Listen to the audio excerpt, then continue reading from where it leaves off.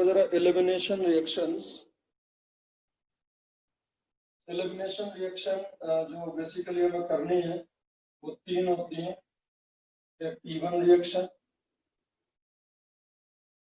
दूसरा होता है एक E2 रिएक्शन, और तीसरा होता है E1CV रिएक्शन। ठीक है, E1 reaction, E2 reaction, E1CV reaction. ठीक है,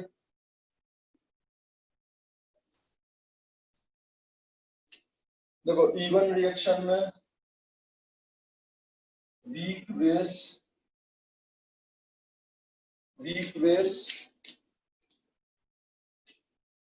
and polar protic solvent, weak base and polar protic solvent होगा। ठीक है, अब देखो सुनो, जैसे SN1 में फर्स्ट स्टेप हुआ था ना, वैसे E1 में फर्स्ट स्टेप होगा। कार्पेटाइन इसमें भी बनेगा, इसमें भी रीअरेंजमेंट होगा। बस इसमें पहले जो वीक न्यूक्लियोफाइल कार्पेटाइन पे अटैक कर देता था वो बीटा H उठा लेगा। ठीक है, कार्पेटाइन फॉर्मेशन। ठीक है, रीअरेंजमेंट ऑफ कार्पेटाइन इज पॉसिबल, कार्पेटाइन का रीअरेंजमेंट भी पॉसिबल है।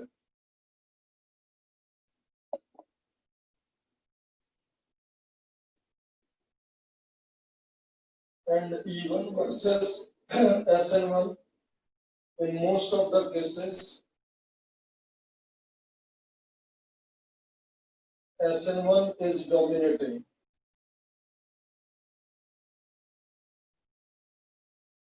E1 और SN1 दोनों साइमल्टेनियसली होंगे, बट हमेशा मेजर प्रोडक्ट किसका होगा? SN1 का। अब ये समझाऊंगा डिटेल में। High temperature favours E1। अगर आप टेम्परेचर बढ़ाते जाओगे तो एलिमिनेशन बढ़ता जाएगा। ठीक है,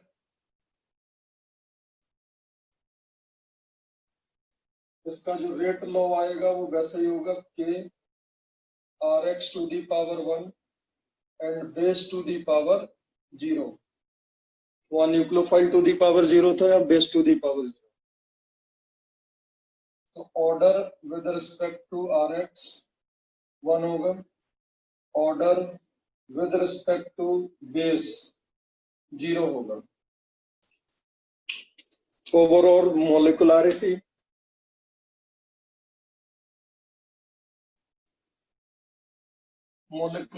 ऑफ रिएक्शन यूनिमोलिकुलर होगा।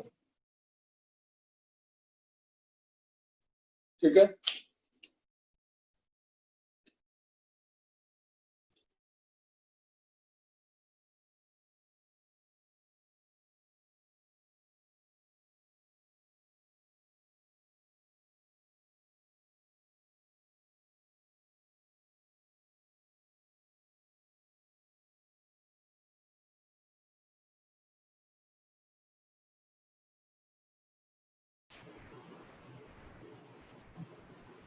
हाँ, तो जो मोलिकुलरिटी होगी वो यूनिमोलिकुलर होगा, और फर्स्ट स्टेप जो होता है वो RDS होगा।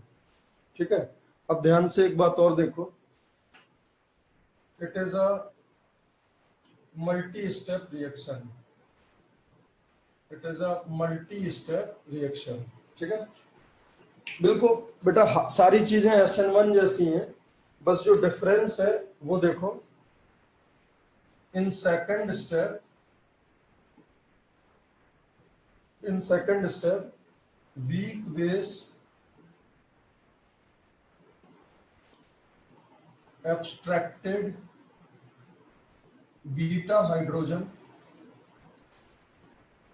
according to stability of alkene।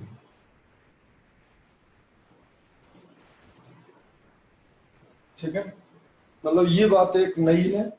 बाकी देखो ये भी लिख देता हूं, no even zone will be same as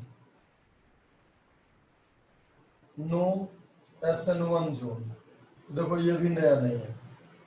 अगर आपसे कोई पूछता है कि कहाँ पे एलिमिनेशन नहीं, रिएक्शन नहीं होगा, तो वही नहीं होगा जहां पे कार्बोकेटाइन नहीं बनेगा। ठीक है। उसके बाद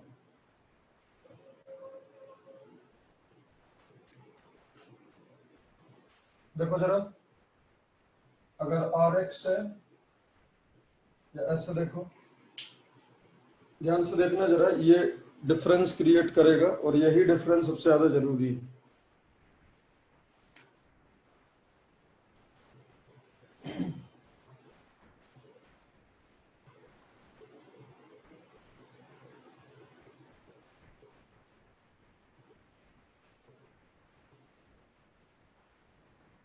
ठीक है, ध्यान से देखना बेटा,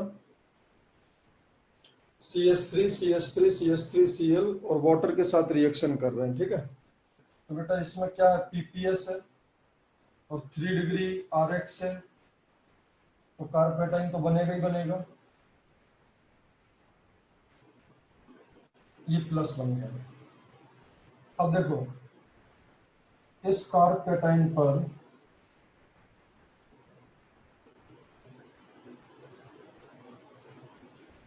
H2O जब न्यूक्लियोफाइल का काम करेगा, इसको इलेक्ट्रॉन दे देगा, और जब इसको डायरेक्टली इलेक्ट्रॉन दे देगा तो प्रोडक्ट ये होगा OH2 प्लस और H प्लस लूज करके CH3C CH3 CH3OH, ये आपका SN1 प्रोडक्ट हो गया। ठीक है, और अब बेटा ऐसा भी हो सकता है, देखो H2O can act as a weak base, ये बेस की तरह भी काम कर सकता है। इसको आपने सॉल्यूशन में कई जगह H प्लस उठाते देखा होगा। तो अब देखो बेटा, समझो ध्यान से, this is alpha position and these are beta positions. तो अब देखो all beta positions are identical with respect to C plus. तो अब होता क्या है, ये बेस अगर बीटा हाइड्रोजन को पिकअप करने लगे, जब हाइड्रोजन को पिकअप करने लगेगा तो एसिड बेस रिएक्शन होगी, है ना। बट बेस बहुत कमजोर है, एसिड भी बहुत कमजोर है, कोई कार्बन से अटैच्ड हाइड्रोजन थोड़ी ना एसिडिक होता है। बट अगर इस H प्लस को पिकअप कर लिया तो because of this positive charge H plus अगर यहां से निकला तो यहाँ माइनस आएगा, और माइनस प्लस क्या हो जाएगा, बॉन्ड बन जाएगा। तो क्या हो जाएगा, CH3C double bond CH2 CH3, ये आपका प्रोडक्ट क्या होगा, इवन प्रोडक्ट। क्लियर है। तो अब ध्यान से देखना, SN1 वर्सेस, देखो जहां पे भी SN1 और इवन होगा, दोनों रिएक्शन साइमल्टेनियसली होंगी।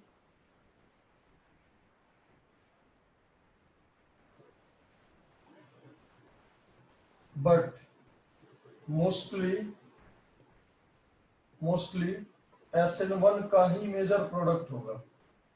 देखो उसके पीछे रीजन है बेटा, मैं आपसे क्या बोल रहा हूं, SN एक सब्स्टिट्यूशन रिएक्शन है, जिसमें देखो पहले स्टेप में तो जो पैसा खर्च हो रहा है, जो एनर्जी लग रहा है, वो कहां से मिल रहा है, सॉल्वेशन से। इसमें तो सॉल्वेशन एनर्जी सपोर्ट करता है ये बॉन्ड ब्रेकेज, सॉल्वेशन एनर्जी, तो वो तो दोनों में कर दिया। अब देखो इसमें जो स्टेप होगा, जस्ट नेगेटिव और पॉजिटिव का इंटरेक्शन है, यहाँ पे आपको कोई बॉन्ड ब्रेक नहीं होना है। इस वाले में आपको कोई बॉन्ड ब्रेक नहीं करना है इस स्टेप में। In second step of SN1 no extra bond breakage, yes और नो। बट आप देखो इसमें आपको ये CH बॉन्ड ब्रेक करना है, ये बॉन्ड फाइनली ब्रेक हो रहा है, सिग्मा बॉन्ड ब्रेक हो रहा है, sigma CH bond will break, और फॉर्म कौन सा हो रहा है उसकी जगह पर, पाई बॉन्ड विल फॉर्म, और एनर्जी किसकी ज्यादा होती है, सिग्मा की। तो क्या होता है, ये स्टेप भी एंडोथर्मिक होता है, इसलिए ये स्लो डाउन हो जाता है थोड़ा सा। तो हमेशा याद रखना, जहां SN1 होगा वहां E1 होगा, जहां SN1 होगा वहां E1 होगा। बट प्रेफर्ड प्रोडक्ट कौन सा होगा, ये मोस्टली क्या हो जाता है, जो SN1 रिएक्शन होता है, ध्यान से देखना, यहां लिख दे रहा हूं, SN1 रिएक्शन मोस्टली एक्सोथर्मिक होता है फाइनली, और E1 रिएक्शन मोस्टली एंडोथर्मिक होता है। अब समझना ध्यान से, और हमेशा SN1 ही ज्यादा होना है, ठीक है। But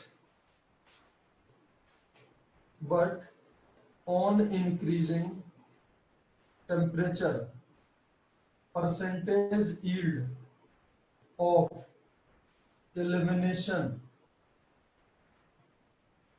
can be increased. ऐसा क्यों बेटा, ली चैटलियर प्रिंसिपल से अगर कोई रिएक्शन एंडोथर्मिक होता है तो टेम्परेचर बढ़ाने पर उसका के इक्विलिब्रियम बढ़ जाता है और परसेंटेज यील्ड ज्यादा होता है, ठीक है। तो ये बात ध्यान देना, मैं दोबारा चीजें बता दे रहा हूं कि जहां पे भी SN1 होगा वहीं E1 होगा, जैसा SN1 में पहला स्टेप होगा वैसा ही E2 में होगा, जैसा रीअरेंजमेंट SN1 में होगा वैसा ही E1 में होगा। फाइनली मोस्ट स्टेबल कार्पेटाइन बनने के बाद इन मोस्ट ऑफ द केसेस यार न्यूक्लियोफाइल तो पॉजिटिव पे ही अटैक करेगा ना, तो पॉजिटिव पे अगर अटैक करेगा तो वो SN प्रोडक्ट कहलाएगा, और जब बीटा हाइड्रोजन एब्स्ट्रैक्ट करके पाई बॉन्ड बनाने लगे तो वो एलिमिनेशन होगा। अब एलिमिनेशन जो होगा वो एंडोथर्मिक होगा, तो उसका अगर आप यील्ड, अब जैसे अगर इस रिएक्शन को देखो तो 95% SN होता है और 5% एलिमिनेशन होता है रूम टेम्परेचर पे। if you want to increase the percentage of this then you will have to increase the temperature। तो फिर क्या होगा, ये 70 हो जाएगा, 30 हो जाएगा। so if you will increase the temperature the percentage yield of elimination will increase। तो नॉर्मली हाई टेम्परेचर लिखा होगा तो आपको एलिमिनेशन कराना है, और SN1 और E1 में तो बेटा SN1 और E1 में तो हमेशा दोनों होंगे, और वो आपको क्लियरली बोलेगा कि आपको SN का प्रोडक्ट बताना है या एलिमिनेशन का प्रोडक्ट बताना है। क्लियर है बेटा इतनी बात, यहां तक किसी कोई तकलीफ। अब देखो इसका एनर्जी प्रोफाइल डायग्राम,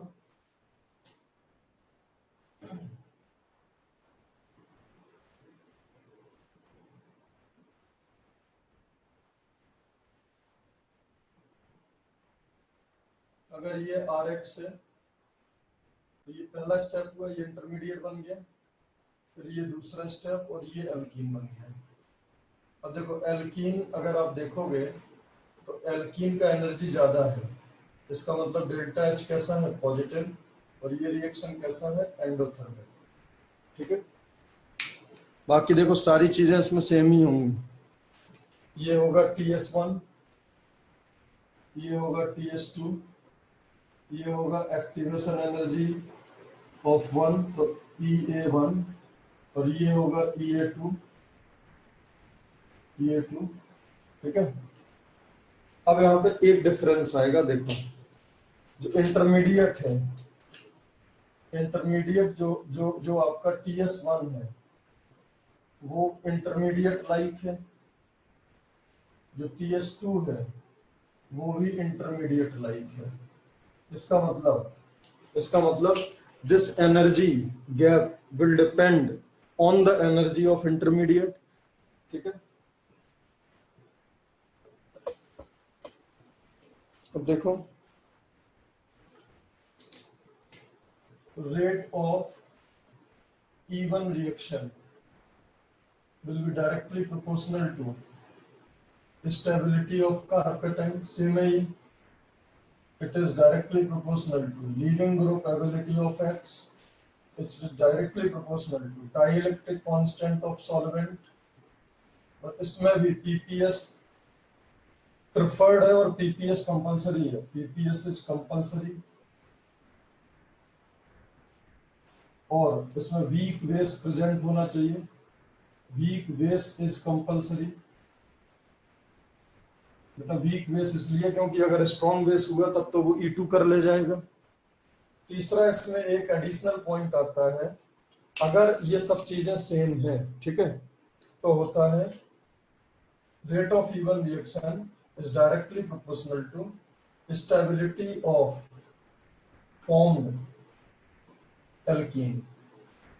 और स्टेबिलिटी ऑफ एल्कीन चेक करते हैं directly proportional to number of alpha H present in alkene. ये बात याद रखना, जितने ज्यादा उसमें हाइपर कॉन्जुगेशन के अल्फा एच होंगे उतना ज्यादा वो स्टेबल होगा। जैसे अगर आपसे बोला जाए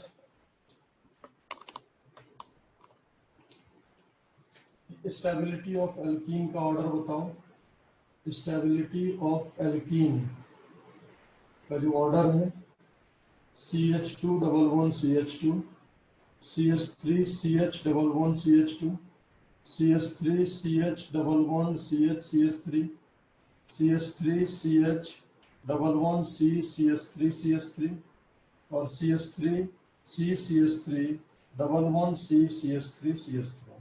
बेटा इसमें देखो डबल बॉन्ड से जुड़े हुए कार्बन्स पर कितने अल्फा एच हैं? 0, कार्बन ही नहीं है उनसे जुड़े। इसमें कितने अल्फा एच हैं? 0। इसमें कितने हैं? 3। इसमें कितने हैं? 6। इसमें कितने हैं? 9। इसमें कितने हैं? 12। More alpha H more stability of alkene. Clear है? तो इस तरीके से हम डिसाइड करेंगे। बेटा समझ आ गया? बोलो। हाँ सर। देखो बेटा इसमें क्वेश्चंस E1 में कैसे आएंगे? Find major product of elimination reaction in given reactions. तो वो साफ साफ लिखा है कि मेजर प्रोडक्ट आपको एलिमिनेशन वालों का बताना है, ठीक है। एलिमिनेशन वालों को मेजर प्रोडक्ट बनाना है। पहला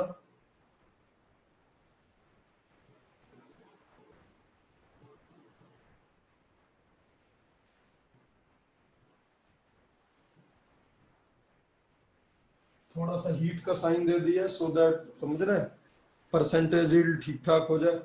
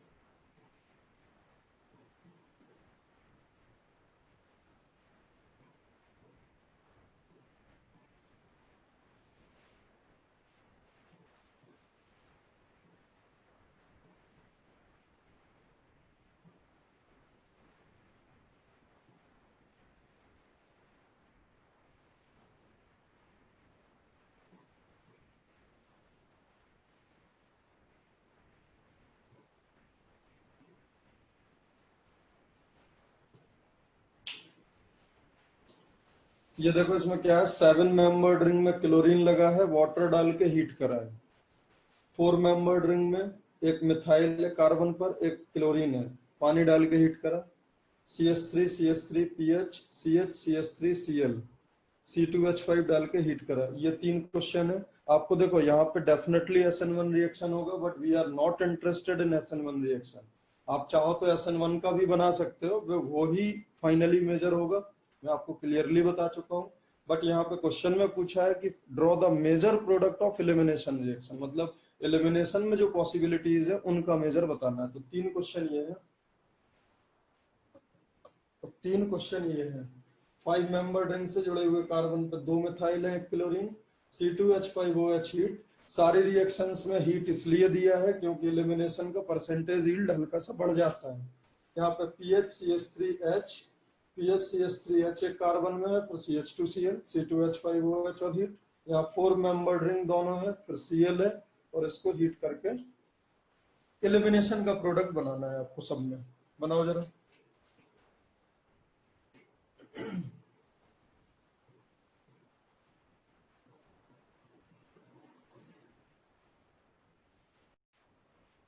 देखो बेटा, इसमें जो कार्पेटाइन बनेगा वो कौन सा होगा?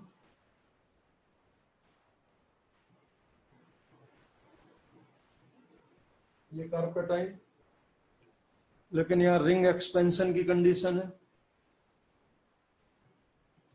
तो रिंग एक्सपेंशन होगा, ये बॉन्ड ब्रेक होगा, और कुछ ऐसा होगा 6 मेंबर्ड रिंग, तो 2 मिथाइल और यहाँ प्लस। क्लियर है बेटा? बोलो। Yes sir. उसके बाद यहाँ मिथाइल शिफ्ट होगा,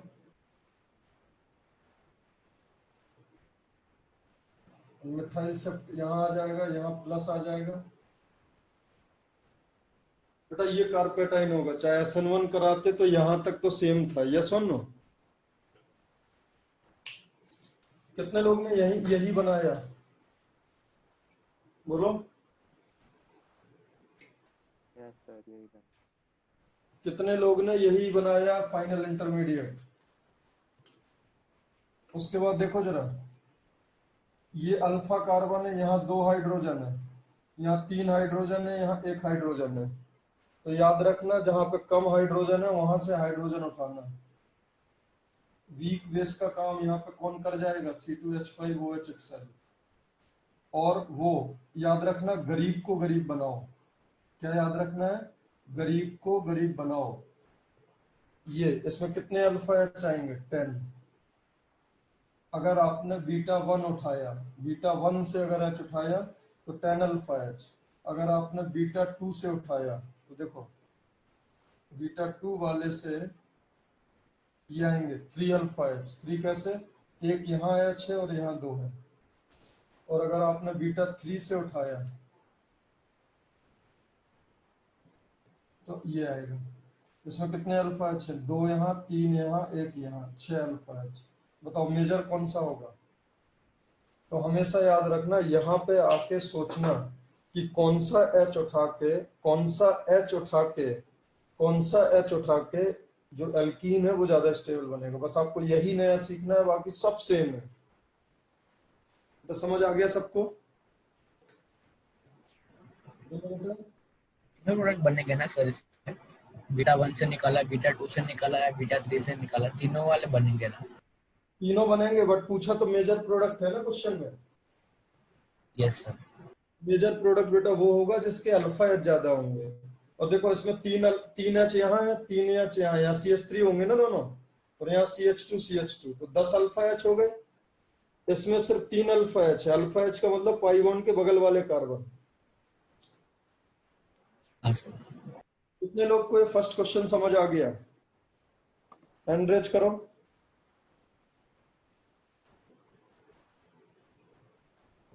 चलो वेरी गुड। अब देखो जरा सेकंड क्वेश्चन। सेकंड क्वेश्चन में बेटा पीपीएस है और ब्रांच्ड 1 डिग्री है, तो कार्पेटाइन बनेगा CH3 CH PH CH2 plus.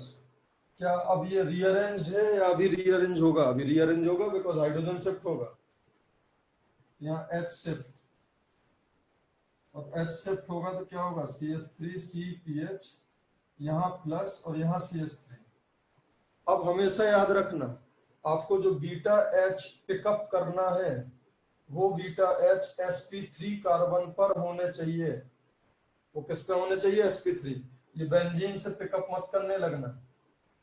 Benzene का जो अल्फा एच है, जो अल्फा कार्बन है, वो वैसे वहां हाइड्रोजन है नहीं, sp2 कार्बन से जुड़ा होगा तो वैसे हाइड्रोजन होगा नहीं वहां, यस और नो। बट फिर भी यहाँ अगर हाइड्रोजन होता भी तो यहाँ से पिकअप मत करना, हमेशा अल्फा एच काउंट होते हैं sp3 कार्बन वाले। तो अब देखो यहाँ से पिकअप करो या यहाँ से पिकअप करो, बोथ आर आइडेंटिकल। तो इसमें जो प्रोडक्ट बनेगा वो क्या बनेगा, CH2C CH3 PH, और यहाँ क्या आ जाएगा, डबल बॉन्ड। ये आपका मेजर प्रोडक्ट होगा। ये वाला H पिकअप कर लिया, यहाँ डबल बॉन्ड आ गया, ये आपका मेजर प्रोडक्ट होगा। सेकंड क्वेश्चन, समझ आ गया सबको? किसी को कोई तकलीफ इसमें, बोलो। तो दोनों पोजीशन आइडेंटिकल है ना इसमें, तो क्या दोनों पोजीशन आइडेंटिकल है ना इसमें, इसके लिए तो कहीं से भी निकाल लो, हाँ। ये आएगा। बोलो बेटा। यस सर, हाँ समझा। सर समझा। इसमें देखो बेटा, इस वाले में कार्पेटाइन कहाँ बनेगा, यहाँ। और ये एक स्टाइलिश क्वेश्चन है, अपन कर चुके हैं, याद है। 4 4 वाले का क्या होता था, कुछ ऐसा बना था, 5 फ्यूज्ड विथ 5। ये याद आया बेटा?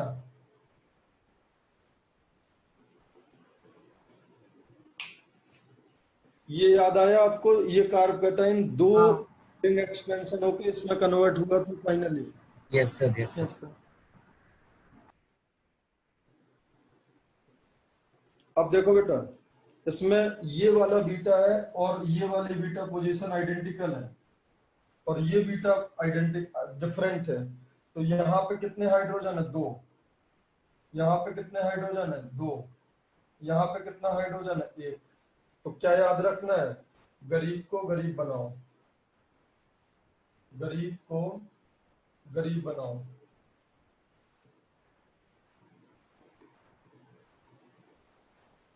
सेकंड स्टेप में वहां से हाइड्रोजन पिकअप करा करो जो जहां पे नंबर में कम है। इन मोस्ट ऑफ द केसेस ये ट्रू होता है, बट समझ रहे हैं मैं ऐसा क्यों बोल रहा हूं, because of stability of alkene. More substituted alkene ज्यादा स्टेबल होता है। तो इसका जो आपका प्रोडक्ट आएगा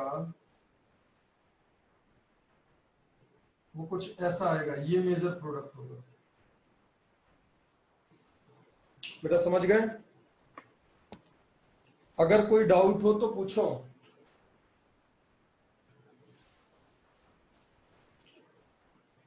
कोई डाउट हो तो बताओ। तो ये वाला फिर से एक बार बताओ ना क्या किया।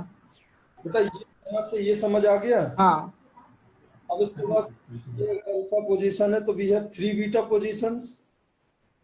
हाँ यहाँ पे 2 हाइड्रोजन है, यहाँ 2 हाइड्रोजन है। हाँ यहाँ से एल्कीन बना लो। यहाँ से एल्कीन अगर बनाओगे तो क्या बनेगा एल्कीन, देखो।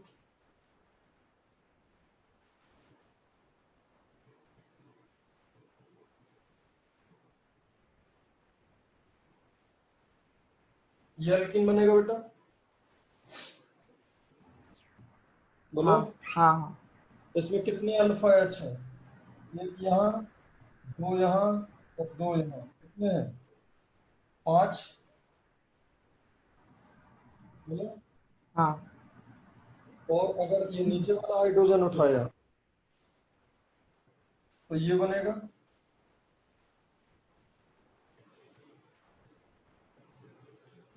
इसमें कितने अल्फा एच हैं, 2 2 4 2 6 2 8। कौन सा एल्कीन मेजर होगा ये, हाँ समझा। समझ आ गया? हाँ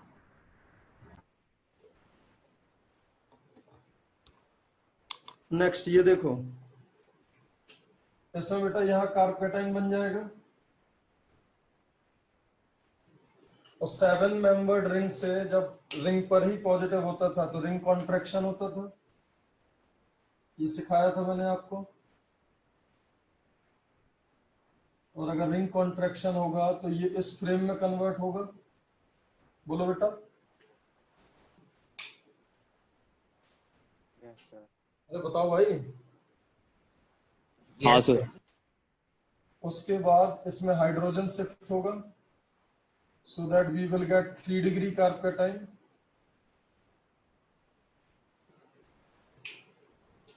तो चाहे SN1 होता है SN2 यहां तक तो यही बनाना था। उसके बाद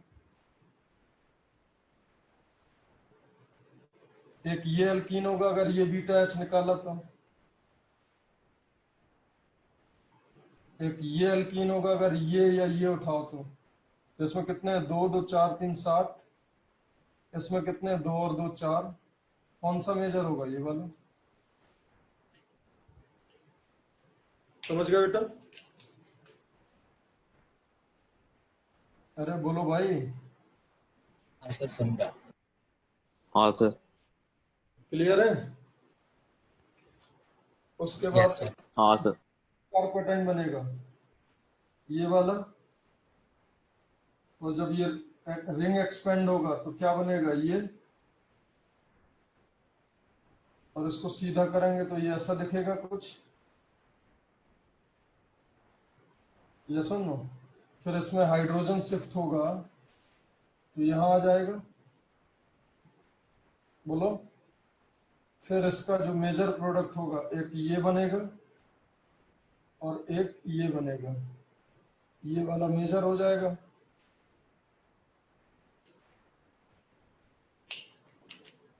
क्लियर यस होगा? सर। हाँ सर। यस सर समझा। इसमें बेटा ये कार्पेटाइन आएगा, बोलो। उसके बाद मिथाइल और फिनाइल में कौन माइग्रेट करता था? शिफ्ट किसका होता था? मिथाइल का। मिथाइल। CH3 प्लस, यहाँ PH और यहाँ CH, एक CH3 पहले से था, एक माइग्रेट होके आ गया।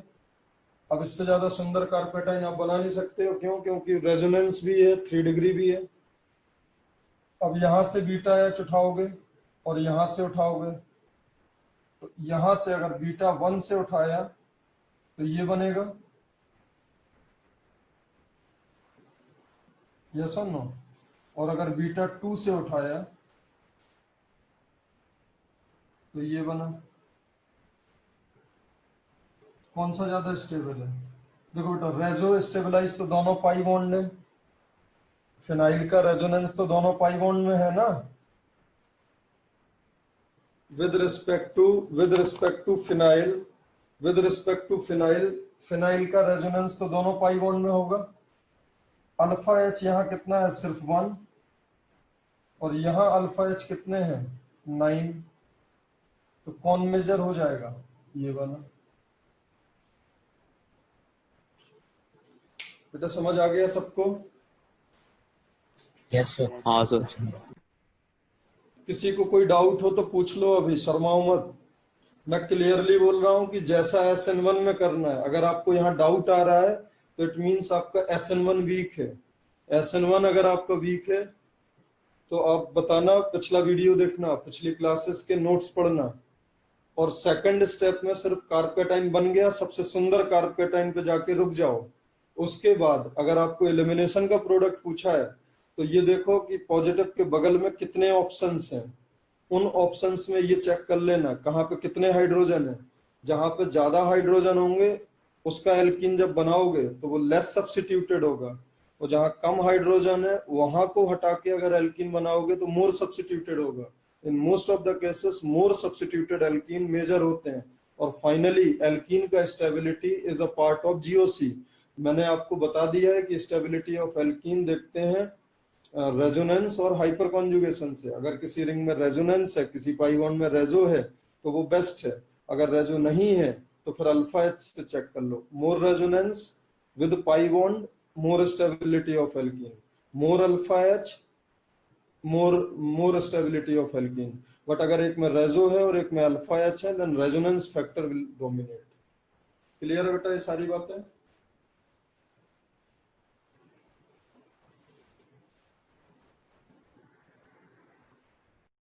हाँ, नेक्स्ट देखो, आपको एक जबरदस्त बात बताता हूं। इवन रिएक्शन इन अल्कोहल्स, ठीक है? and even reaction in ethers. ठीक है,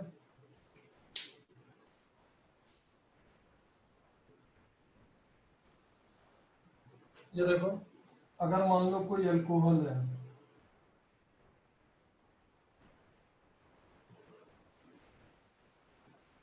ठीक है, देखो अगर आपको याद हो अल्कोहल में मैंने एक रिएजेंट लिया था HX, याद है, HCl, HBr, HI,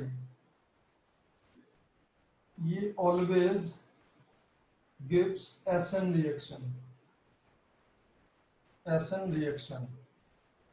क्यों, ध्यान से समझो, because Cl minus, Br minus and I minus having Kb is tending to 0।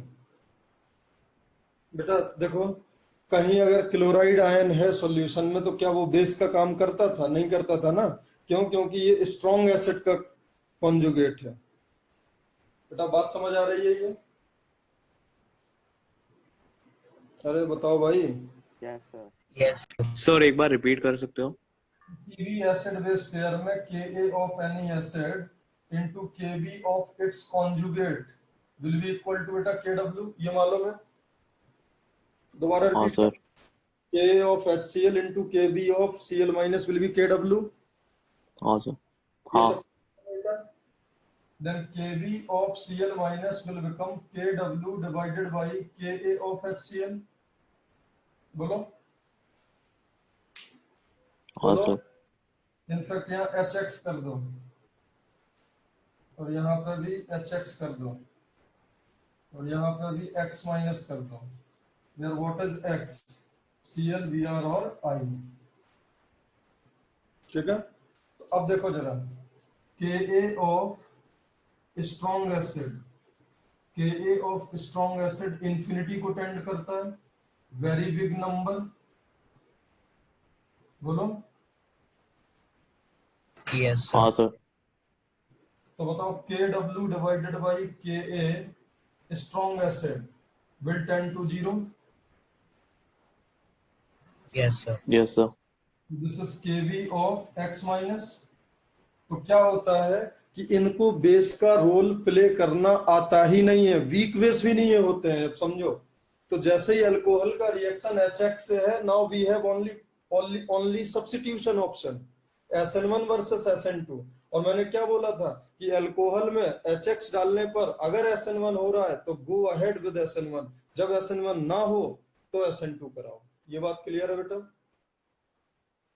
ये इतनी स्टोरी क्लियर हाँ है? सर। अब देखो जरा, इनके एक और साथी होते हैं ऑक्सी एसिड्स। ये कौन से एसिड थे? Hydra acid. ये कौन से एसिड थे? Hydra acid. हाइड्रा एसिड को क्या करना नहीं आता?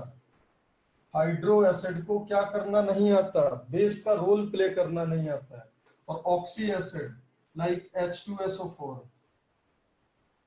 H3PO4, और वो भी इनका कॉन्सेंट्रेटेड फॉर्मेट। ठीक है, अगर ऐसा है, अलोंग विद ऑब्वियस सी बात है हीट तो हो गई, because we are discussing about elimination. तो ऑक्सी एसिड के बेटा जो एनाइन है, ध्यान से समझना, ऑक्सी एसिड के जो एनाइन है can not play the role of nucleophile. उनकी न्यूक्लियोफिलिसिटी 0 होती है। उनकी न्यूक्लियोफिलिसिटी क्या होती है? 0 होती है। क्यों? क्योंकि अगर ऑक्सी एसिड के एनाइन है तो देखो जरा कैसे होंगे, HSO4 माइनस और सल्फेट, बेटा यस और नो? ऐसे ही होंगे ना, या फिर H3PO4 होगा तो ऐसे। क्लियर है? इनका जो नेगेटिव चार्ज, इनका नेगेटिव चार्ज एक तो क्राउडेड भी होता है, ऊपर से स्टेबलाइज भी होता है, और ये भारी भी होते हैं। तो ये जाके कहीं न्यूक्लियोफाइल का रोल प्ले करें, ये असंभव है। अब अगर ये न्यूक्लियोफाइल का काम नहीं कर सकते हैं तो क्या बेटा ये एसएन रिएक्शन करेंगे? एसएन के लिए तो भाई SN1 में वीक न्यूक्लियोफाइल तो चाहिए। ये तो बोल रहे हैं ना भाई ना, हम न्यूक्लियोफाइल तो हो ही नहीं सकते हैं। ये ऐसा ऑब्जर्वेशन है कि ऑक्सी एसिड अगर है, और ऑक्सी एसिड अगर है तो उसका ऑब्वियस सी बात है एनाइन होगा। हाइड्रा एसिड है तो उसका एनाइन है। हाइड्रा एसिड का एनाइन तो मैंने मैथमेटिकली आपको चमका दिया, उसका बेसिसिटी 0 है, और इनके एनाइंस का न्यूक्लियोफिलिसिटी 0 होता है। न्यूक्लियोफिलिसिटी विल टेंड टू 0, और अगर न्यूक्लियोफिलिसिटी टेंड टू 0 है तो यहाँ पे बेटा नो एसएन रिएक्शन, यहाँ पे कोई एसएन रिएक्शन नहीं होगा। और अगर एसएन नहीं होगा तो now we have only elimination वाला ऑप्शन। बेटा ये समझ आई क्या बात? ये बात सबको समझ आई? बोलो हाँ सर। बताओ भाई। यहाँ थोड़ा बहुत ज्यादा का कुछ गेम नहीं है। देखो सीधी सीधी बात कर लेते हैं। CH3 CCH3 CH3OH, एक रिएक्शन आएगा कि आप इसकी रिएक्शन HX से कराओ, एक रिएक्शन आएगा H3PO4 कॉन्सेंट्रेटेड और हीट। तो बेटा इसको क्या यहाँ पे मैं क्या लिख सकता हूँ? Only SN1। क्यों? क्योंकि अगर SN1 है तो SN1, और 3 डिग्री है तो SN1 तो हो गई। यहाँ क्या लिखा मैंने? Only SN1। प्रोडक्ट क्या होगा? CH3 CH3 CH3, white turbidity आ जाएगा एल्कल हैलाइड का, white turbidity fraction of seconds में। क्लियर है बेटा इतनी बात? और यहाँ पे इसको क्या करना नहीं आता है? एसएन करना नहीं आता है, तो यहाँ पे क्या मिलेगा? E1 का प्रोडक्ट मिलेगा, और यहाँ पे यही मेजर होगा, यहाँ पे एसएन होगा ही नहीं। So this is the case where SN1 और E1 में E1 ज्यादा होता है, E1 ज्यादा नहीं होता, यहाँ SN1 है ही नहीं। ये can't play the role of nucleophile. अब इसको भाई न्यूक्लियोफाइल की तरह खेलना ही नहीं आता है तो ये एसएन कहां से देगा? और can't play the role of base, तो ये एलिमिनेशन ही नहीं देगा। X माइनस और यहां इनके एनाइंस। बेटा ये बात क्लियर है? बोलो। हाँ सर।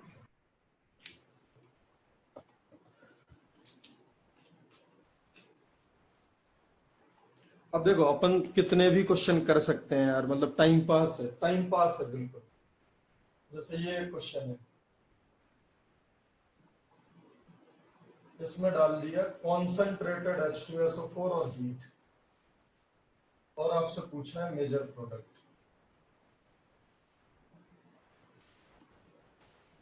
करो जरा इसको।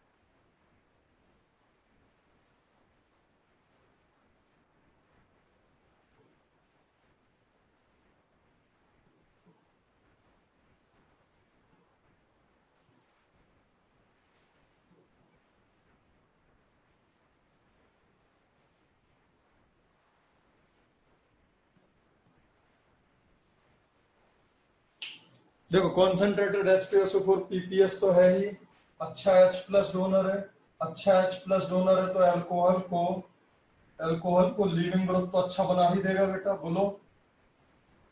तो CHOH2 प्लस बन गया। बोलो भाई। अब ये लीव Yes, कर, sir. क्यों? क्योंकि PPS है तो ये लीव कर गया तो ये क्या बना? ये वो सुंदर वाला क्लासिकल वाला केस। और ये किसमें रीअरेंज हो जाता था? ये अभी बताया मैंने।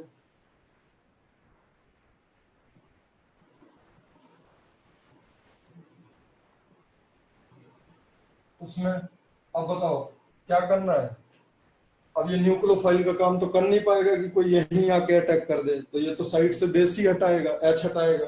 और एच अब बताओ कहाँ से हटाओगे, यहाँ से हटाओगे तो यहाँ एल्कीन आएगा, यहाँ से हटाओगे तो यहाँ एल्कीन आएगा। तो मेजर प्रोडक्ट कौन सा होगा, जो ज्यादा स्टेबल होगा।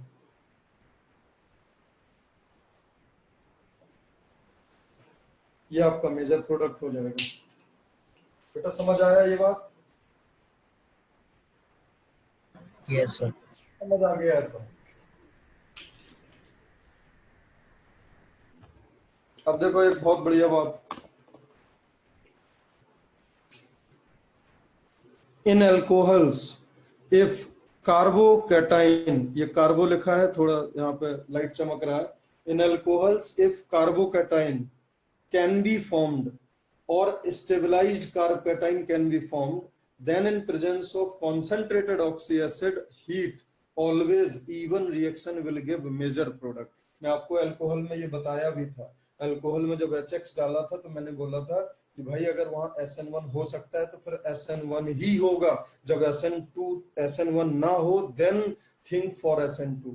तो ऐसे यहाँ पे है अल्कोहल में, अगर आपने कॉन्सेंट्रेटेड H2SO4 डाल दिया है और अगर इवन है तो इवन ही होगा, और अगर इवन नहीं होगा then you will look for E2, जो कि अभी अपन E2 पढ़ेंगे तो अपन करेंगे। क्लियर है। अगर कार्बोकैटाइन बनने लायक है, कार्बोकैटाइन अगर सुंदर है, अगर नो इवन जोन नहीं है, अगर इवन वहां हो सकता है, बिकॉज देखो H2SO4 कॉन्सेंट्रेटेड एसिड में देखो OH को वो लीविंग ग्रुप अच्छा बना ही देगा, oxy acids are itself good PPS, तो कार्बोकैटाइन वहां बन ही जाएगा। अगर कार्बोकैटाइन बनने लायक है, नो SN1 और नो इवन जोन अगर नहीं है, तो फिर यहाँ पे इवन रिएक्शन से ही मेजर प्रोडक्ट आएगा, इसको कोई रोक नहीं सकता है। बेटा बात समझ आ गई।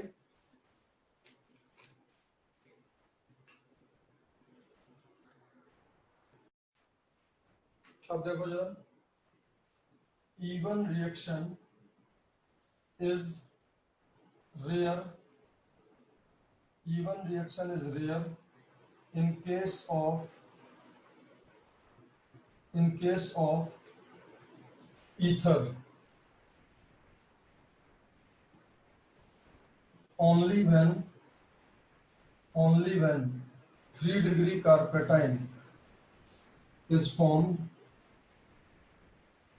तब आपका इवन रिएक्शन होगा किसमें, ईथर में। ईथर में इवन रिएक्शन सिर्फ तब होगा जब 3 डिग्री कार्बोकैटाइन और इक्विवेलेंट कार्बोकैटाइन और मोर स्टेबलाइज्ड कार्बोकैटाइन, अगर ये होगा तभी जाके ईथर में इवन होगा, अदरवाइज आप बोल देना कि ईथर में इवन नहीं होगा। क्लियर है बेटा ये बात, साफ साफ मैंने लिख दिया कि अगर 3 डिग्री कार्बोकैटाइन बन रहा है तभी इवन कराना, जैसे CH3 CH3 CH3, और ईथर और उसका जो रिएजेंट है वो सेम ही है, कॉन्सेंट्रेटेड H2SO4 और हीट। क्या करेगा बेटा ध्यान से देखो, CH3 CH3 CH3 OH यहाँ प्लस और यहाँ क्या आ जाएगा CH3। अब बेटा PPS है, कार्बोकैटाइन बन सकता है, तो यहाँ कार्बोकैटाइन बनाओ, ये कार्बोकैटाइन बन गया। अब ये सिर्फ तब होगा जब ये कार्बोकैटाइन हो या इससे ज्यादा स्टेबल हो या इसके इक्विवेलेंट हो, मतलब 3 डिग्री कार्बोकैटाइन होना चाहिए। ठीक है, ये निकल गया तो निकल के क्या हुआ CH3OH, ये तो निकल गया, अच्छा लीविंग ग्रुप हो गया था H आने से, है ना, ये तो निकल गया। अब इसमें अब HSO4 माइनस को इस पे अटैक करना तो आता नहीं है, तो ये हाइड्रोजन उठा लेगा, और हाइड्रोजन उठाएगा तो क्या होगा, एल्कीन बनेगा। ये आपका मेजर प्रोडक्ट हो जाएगा, ये और ये। होपफुली ये समझ आ गया होगा। बोलो बेटा। हाँ सर। Yes sir. सर ये सिर्फ H2SO4 और H3PO4 के लिए ना? Yes, only for concentrated oxy acid.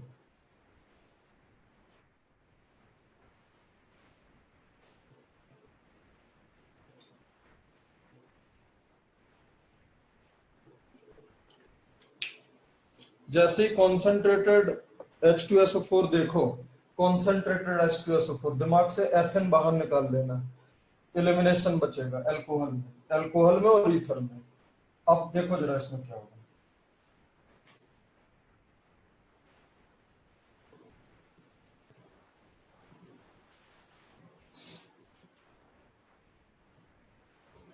ये प्लस और ये बेंजीन।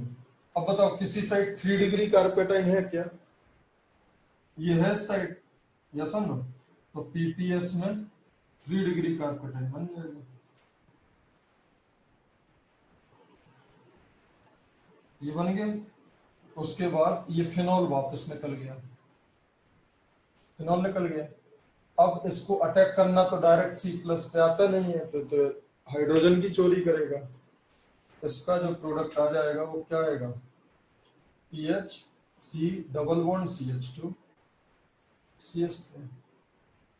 तो समझ गए? हाँ सर। तो अगर मैं आपको E1 रिएक्शन कंक्लूड करूं, ठीक है, तो अगर एल्किल हैलाइड है तो एल्किल हैलाइड में पीपीएस कंपलसरी। देखो यार, E1 में पीपीएस तो कंपलसरी है, आप किसी का भी देखना, बिकॉज पीपीएस नहीं होगा कार्पेटाइन नहीं बनेगा, कार्पेटाइन नहीं बनेगा E1 नहीं होगा। तो पीपीएस इज कंपलसरी सॉल्वेंट। उसके बाद बेस ऐसा होना चाहिए जो वीक हो, बिकॉज अगर स्ट्रॉन्ग बेस होगा ना तो वो डायरेक्ट वहीं से बिफोर फॉर्मेशन ऑफ कार्पेटाइन वहीं से हाइड्रोजन बीटा पोजीशन से एब्स्ट्रैक्ट कर लेगा, ठीक है। तो आपको यहाँ पे वीक बेस चाहिए, पीपीएस चाहिए। एल्किल हैलाइड के केस में SN1 और E1 दोनों पैरेलल रिएक्शन होंगी, हमेशा SN1 का प्रोडक्ट मेजर होगा, but percentage yield of elimination E1 can be enhanced by heating. But yes, no doubt, कितना भी आप हीट कर दो वहां पे मोस्टली SN1 ही ज्यादा होगा, ठीक है। बट अगर आपसे एलिमिनेशन का प्रोडक्ट पूछ लिया जाए तो आप कार्पेटाइन तक बिल्कुल सेम प्रोसीड करना, चाहे अल्कोहल हो, चाहे ईथर हो, चाहे एल्किल हैलाइड हो। और कार्पेटाइन बनने के बाद अगर उसने आपसे एलिमिनेशन का प्रोडक्ट पूछा है तो आप कार्पेटाइन के बगल वाली पोजीशन से बीटा उठा के देखना, बीटा हाइड्रोजन, और जो एल्कीन ज्यादा स्टेबल बन जाए वो आपका मेजर प्रोडक्ट हो जाएगा, ठीक है। और एल्कीन का स्टेबिलिटी देखते हैं नंबर ऑफ अल्फा एच से प्लस रेजोनेंस से। अगर कोई रेजोनेंस है तो वो ज्यादा डोमिनेटिंग होगा as compare to alpha H, but in most of the cases resonance नहीं होता है, अल्फा एच से काम चल जाता है। तो ये तो स्टोरी था एलिमिनेशन का। अल्कोहल्स में कॉन्सेंट्रेटेड H2SO4 और कॉन्सेंट्रेटेड H3PO4, मतलब एनाइन का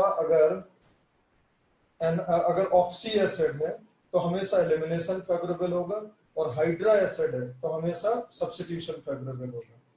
और सेम इसमें कार्पेटाइन बनेगा, और जो आपका जहां से ज्यादा स्टेबल एल्कीन बने वो बना दो।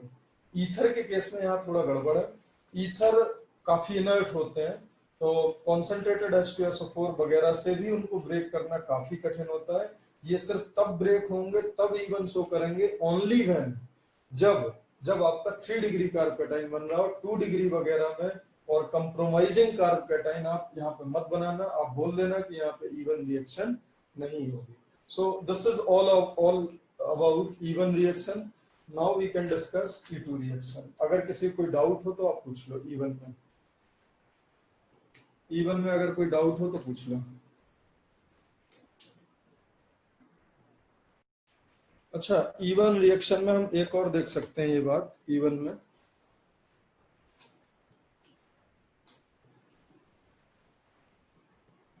रिएक्टिविटी टूवर्ड्स E1,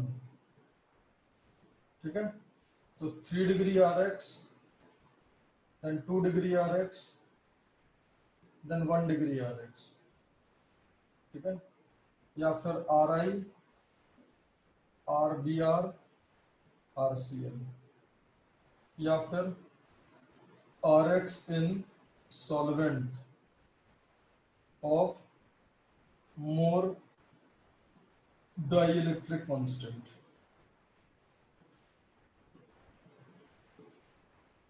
अगर किसी ऐसे सॉल्वेंट में रिएक्शन कराया है जिसका डाइइलेक्ट्रिक कांस्टेंट ज्यादा है तो E1 ज्यादा होगा, या फिर लीविंग ग्रुप अगर कार्पेटाइन सेम है, अगर R सेम है तो तो फिर लीविंग ग्रुप से, और अगर R चेंज है तो स्टेबिलिटी ऑफ कर्व। ये आपका नॉर्मल ऑर्डर आपका होता है E1 का।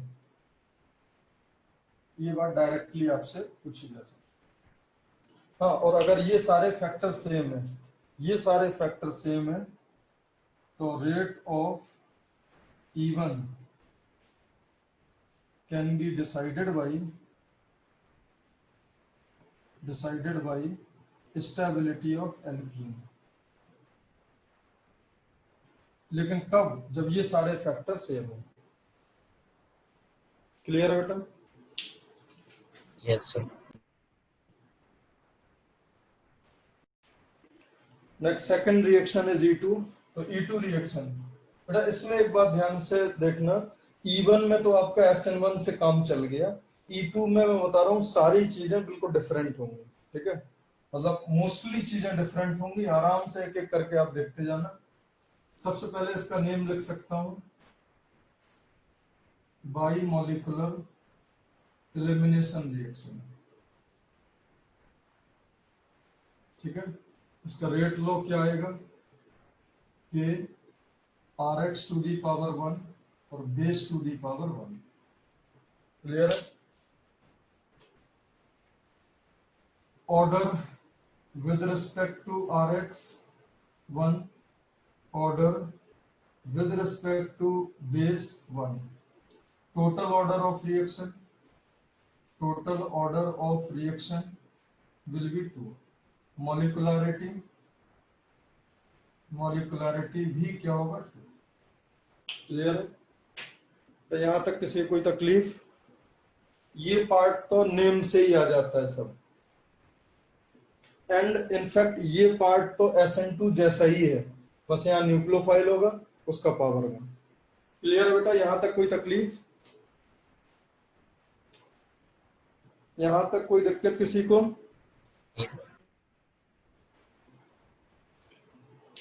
बोलो। नहीं सर। अब देखो, it is a single step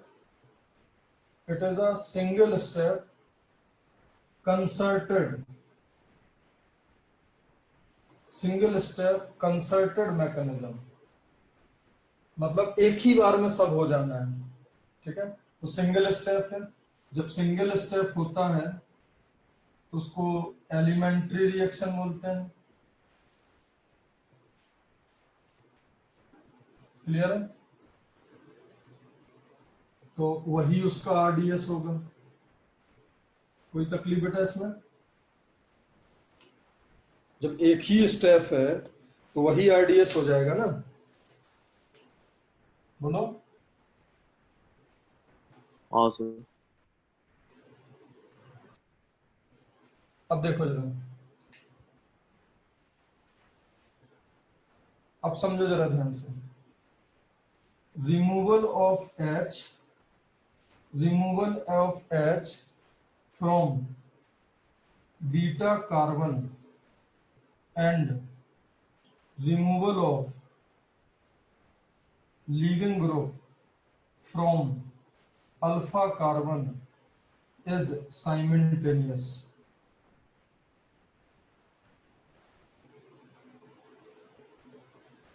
ये बात समझ आई?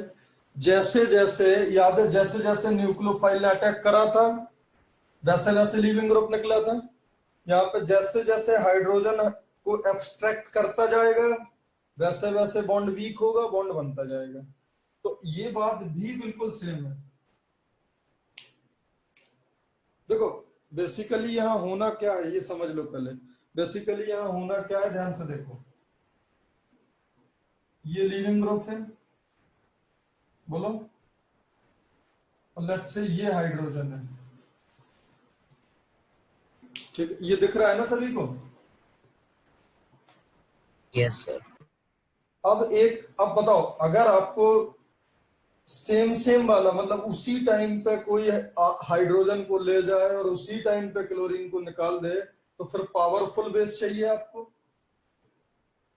बोलो, स्ट्रॉन्ग बेस अगर आएगा स्ट्रॉन्ग बेस, तो ये तो अल्फा पोजीशन है, ये बीटा पोजीशन है, लेट्स से अब देखो जरा, इस x का माइनस आई होगा या नहीं होगा? तो उस माइनस आई की वजह से यहाँ पे पार्शियल प्लस आएगा, इंडक्शन से यहाँ पे हल्का सा प्लस आएगा, और यहाँ पे और भी कम प्लस आएगा। देखो समझो बेटा ध्यान से, वहां पे बीटा हाइड्रोजन का इवन रिएक्शन में बीटा हाइड्रोजन का एसिडिक स्ट्रेंथ काफी ठीक ठाक था। क्यों? क्योंकि यहाँ फुल पॉजिटिव चार्ज था। बेटा समझ पा रहे हो ये बात? यहाँ फुल पॉजिटिव चार्ज था। फुल पॉजिटिव चार्ज से यहाँ पे काफी अच्छा positive charge, decent positive charge develop होगा, और H पे भी अच्छा खासा पॉजिटिव चार्ज था। तो यहाँ पे एसिडिक स्ट्रेंथ काफी अच्छी थी वहां पे, ठीक है। लेकिन यहाँ पे एसिडिक स्ट्रेंथ इस हाइड्रोजन की बहुत बेकार है। तो होता क्या है कि यहाँ पे आपको स्ट्रॉन्ग बेस चाहिए। स्ट्रॉन्ग बेस जैसे ही इसको इसके साथ अट्रैक्ट होगा, यहाँ पे बॉन्ड बनना शुरू होगा। जब यहाँ पे बॉन्ड बनना शुरू होगा तो ये बॉन्ड टूटना शुरू होगा, और ये बॉन्ड जितना परसेंट टूटेगा उतना परसेंट यहाँ बॉन्ड बनेगा, और उतना परसेंट ये बॉन्ड टूटता जाएगा। बेटा ये बात समझ आई? अगर ये मान लो स्ट्रॉन्ग बेस ने ये 10% बॉन्ड बना दिया, तो ये 10% बॉन्ड टूटेगा, ये 10% बॉन्ड बनेगा, और ये 10% बॉन्ड टूटेगा।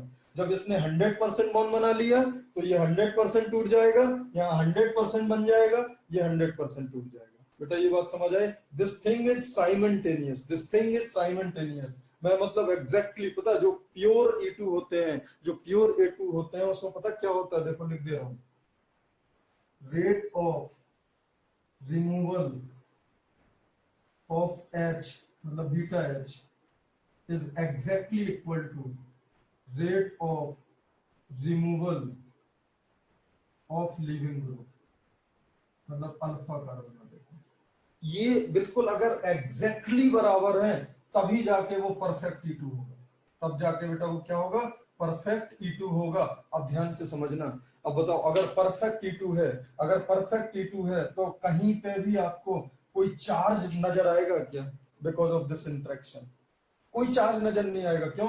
देखो इस नेगेटिव चार्ज ने, ये नेगेटिव चार्ज है, स्ट्रॉन्ग बेस से नेगेटिव होगा, इस नेगेटिव ने इसके साथ इंटरेक्ट करा, बॉन्ड वीक करा, जितना परसेंट वीक करा ये वीक हो गया, तो इसके नंबर ऑफ बॉन्ड तो इक्वल है। इसका पहले एक बॉन्ड था, अब इसने आधा बनाया तो ये आधा। इसका बेटा पहले क्या था? इसका ये फुल बॉन्ड था, आधा ब्रेक हुआ तो 3.5 बॉन्ड हो गए, आधा यहां बन गया तो फिर 4 हो गए। बेटा समझ पा रहे हो? यहाँ यहाँ आधा बना तो इसके कितने हो गए?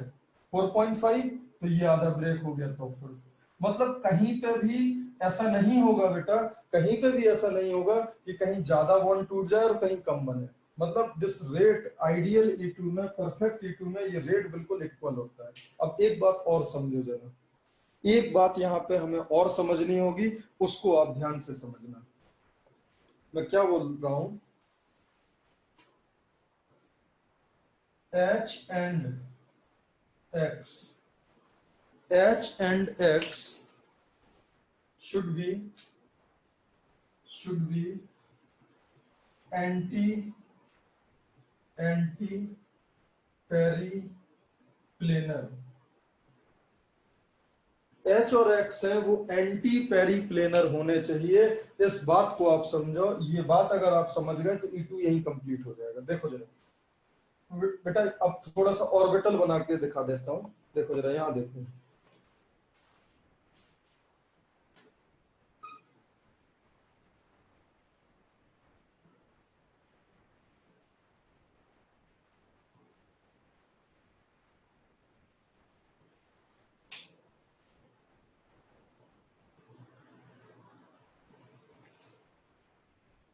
देखो बेटा, यहाँ पे तगड़ा बेस आया, स्ट्रॉन्ग बेस आया, उसने इसके साथ इंटरेक्शन करा। तो बताओ जो जो बेस है वो बेटा इन इलेक्ट्रॉन्स में इंटरेस्टेड है या इसको इलेक्ट्रॉन डिफिशिएंट करके ले जाना चाहता है? बोलो। जो B माइनस है वो बेटा इन इलेक्ट्रॉन्स में इंटरेस्टेड है या इसको सिर्फ प्रोटॉन बना के निकालना चाहता है?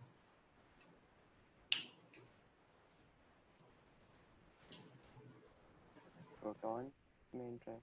बेस है ना, उसको उसको उसको इन मतलब है, उसको तो सिर्फ यहाँ प्रोटॉन से मतलब है। प्रोटॉन ले लेगा। क्लियर है? बोलो।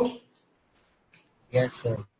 तो जैसे जैसे इसका इंटरेक्शन बढ़ेगा, जैसे जैसे इसका इंटरेक्शन बढ़ेगा बेटा, जैसे जैसे इनका इंटरेक्शन बढ़ेगा, यहाँ पर जो ऑर्बिटल इनका बना हुआ है, जो ऑर्बिटल यहाँ पर p ऑर्बिटल बना है इसका कार्बन का, एक्चुअली में इन रियलिटी ऐसे होगा,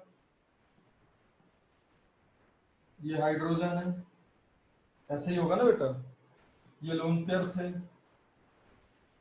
ये बॉन्ड पेयर था ना, तो जैसे इस माइनस इसको पिकअप कर रहा है तो ये अपनी तरफ ले जाएगा और ये अपनी तरफ ले जाएगा, तो कार्बन के p ऑर्बिटल में इलेक्ट्रॉन डेंसिटी इंक्रीज हो जाएगी,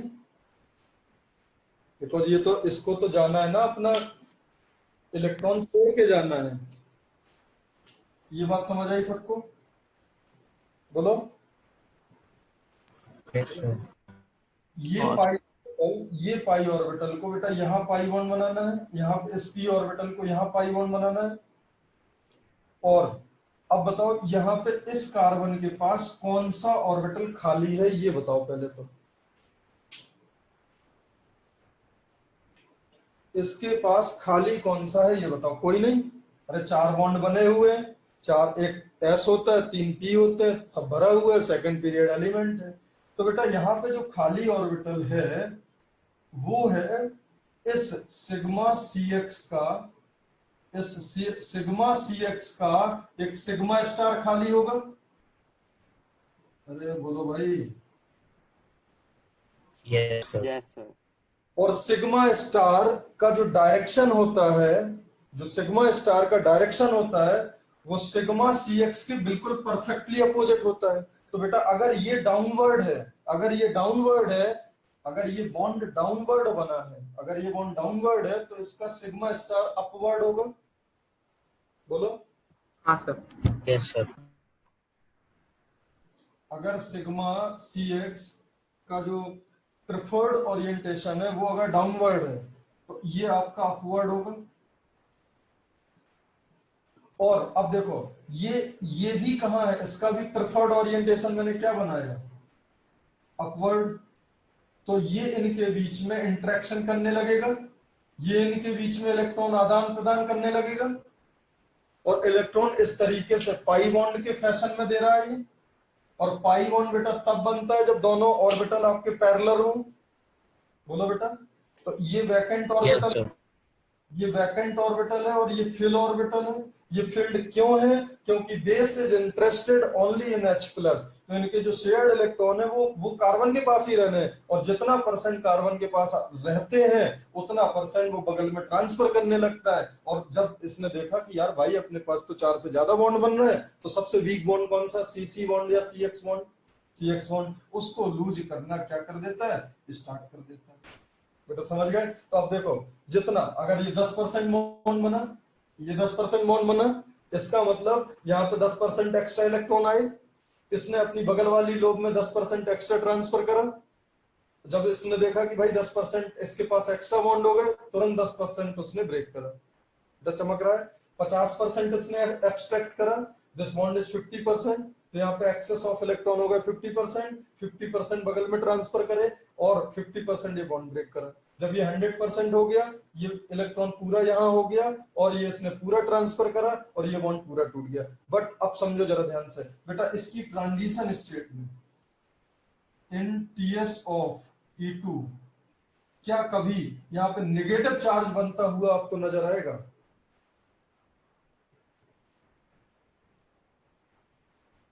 बोलो बेटा। अरे नेगेटिव चार्ज नहीं, एक्युमुलेट नहीं हो रहा है चार्ज। जितना परसेंट यार 0.00% अगर ये बॉन्ड बना ना, तो उसने तुरंत हिसाब किताब, जैसे मान लो आप ऐसे सोचो, आपको किसी ने मान लो 1 लाख रुपए दिया, आपने तुरंत आपके पास 1 लाख रुपए आया, आपने तुरंत आगे वाले को दे दिया। तो ये बताओ कभी कोई आपको देख पाएगा कि आपके पास 1 लाख रुपए है?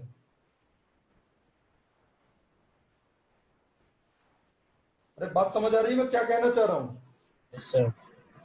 तो यहाँ पे कभी भी नेगेटिव चार्ज आइसोलेट होता ही नहीं है, और नेगेटिव चार्ज आइसोलेट ना होने के पीछे, जब नेगेटिव चार्ज आइसोलेट ना हो, उसी को बोलते हैं प्योर E2। क्या बोलते हैं उसको बेटा? Pure E2।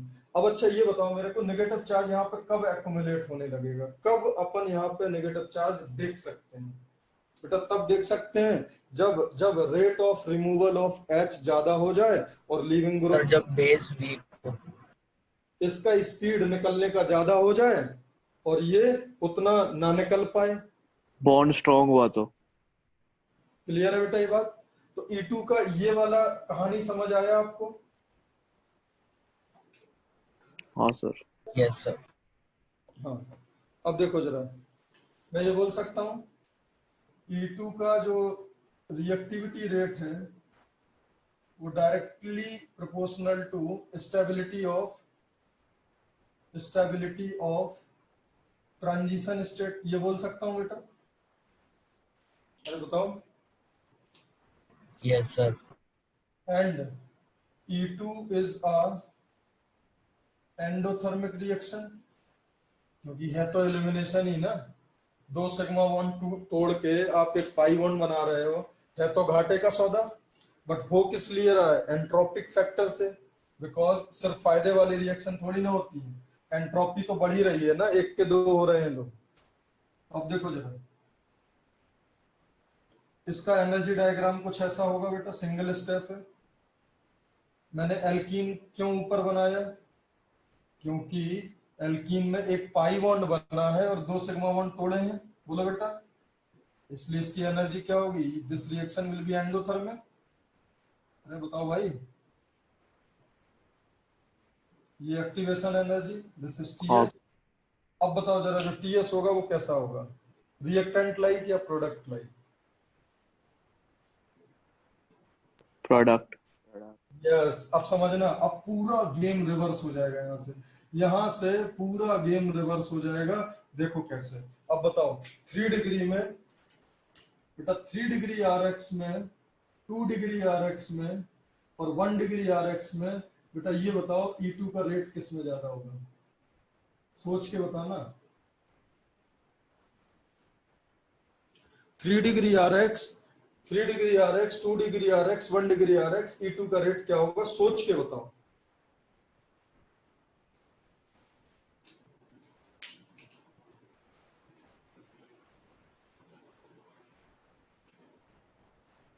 भाई प्रोडक्ट कब ज्यादा स्टेबल बनेगा? जब ज्यादा अल्काइल होंगे या कम? मूव। 3 डिग्री का हाईएस्ट रेट होगा। हाँ, ये चमका बेटा सभी को। क्यों? क्योंकि इसमें जो एल्कीन बनेगा, उसमें मोस्ट या जो अल्फा H होंगे वो मैक्सिमम होंगे। इसमें जो एल्कीन बनेगा उसमें मिनिमम अल्फा H होंगे, और इसमें जो एल्कीन बनेगा उसमें मॉडरेट अल्फा H होंगे। तो बताओ किसमें प्रोडक्ट ज्यादा सुंदर बनेगा? 3 डिग्री में, 1 डिग्री में? 3 डिग्री। 3।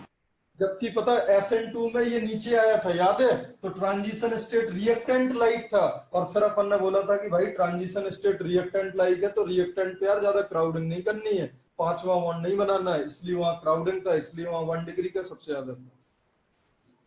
बेटा बात समझ आई? Yes sir. इतनी बात क्लियर है सबको?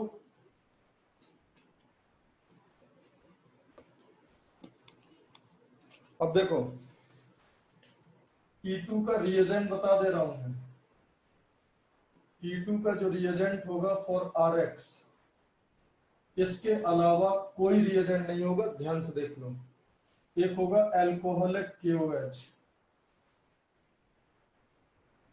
दूसरा होगा RO माइनस मतलब एल्कोक्साइड आयन जो कि पड़ा होगा अल्कोहल में, तीसरा होगा KNH2 या NaNH2 इन अमोनिया, और 300 डिग्री सेंटीग्रेड के आसपास तो सब में टेम्परेचर होता ही है।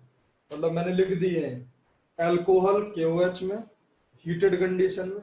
देखो अल्कोहल, और अगर बेटा अगर अल्कोहलिक KOH जो बनता है ना वो 300 डिग्री सेंटीग्रेड पे ही बनता है, अदरवाइज अल्कोहलिक KOH बनता ही नहीं है।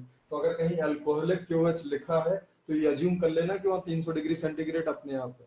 वो इन most of the reaction alcoholic KOH लिख के देगा, वो हीट लिख के नहीं देगा। क्या आपको समझना है कि अल्कोहलिक KOH बनता ही 300 डिग्री सेंटीग्रेड पे, क्योंकि जब आप अल्कोहल को KOH में मिलाते हो तो मिक्स नहीं होता है, 300 डिग्री सेंटीग्रेड पे वो मिक्स होके अल्कोहलिक KOH बन जाता है। ठीक है, तो अल्कोहलिक KOH अगर कहीं लिखा है तो आप ये मान लेना कि वहाँ 300 डिग्री सेंटीग्रेड तो है ही। एल्कोक्साइड आयन इन अल्कोहल और KNH2n, ये अगर आपके रिएजेंट है, ठीक है, तभी जाके E2 होगा। क्योंकि इसके लिए आप खुद सोचो, जो H+ का एसिडिक स्ट्रेंथ था बेटा वो बहुत पुअर था, बहुत ज्यादा पुअर था यार। एल्किल हैलाइड के हाइड्रोजन में कोई एसिडिक स्ट्रेंथ होगा? उसका पीके 35-37 के आसपास होगा, 35-40 के आसपास। तो उस जैसे हाइड्रोजन को पिकअप करने के लिए ये तो बेटा चाहिए ही चाहिए क्या, शानदार बेस। साथ साथ उनकी बेसिक स्ट्रेंथ और न्यूक्लियोफिलिसिटी में, बेसिक स्ट्रेंथ और न्यूक्लियोफिलिसिटी में बेसिक स्ट्रेंथ ज्यादा होनी चाहिए। तो ये स्पेशल रिएजेंट है E2 के लिए, याद रखना। साफ साफ रट लो, मैं क्या बोल रहा हूँ इनको रट लो। जैसे ही आप अल्कोहलिक KOH देखो E2, आप RO-ROS देखो E2, KNH2NH3 देखो E2, बट क्या होना चाहिए? हीट का साइन। हीट नहीं है E2 नहीं होगा। हाँ, अल्कोहलिक KOH में हीट नहीं है तब भी E2 होगा। क्यों? क्योंकि अल्कोहलिक KOH इज इटसेल्फ, वो लिखा है इसका मतलब ही हीट है। क्लियर है बेटा इतनी बात? बोलो। अच्छा, ये बात आपको चमकी कि जो हाइड्रोजन है और वो X है वो एंटी पेरिप्लेनर होने चाहिए। वो बेटा दोनों एंटी होंगे तभी तो इसका इसका इसका एंटी बॉन्डिंग उसके पैरेलल होगा। बोलो। Yes sir. क्लियर है इतना?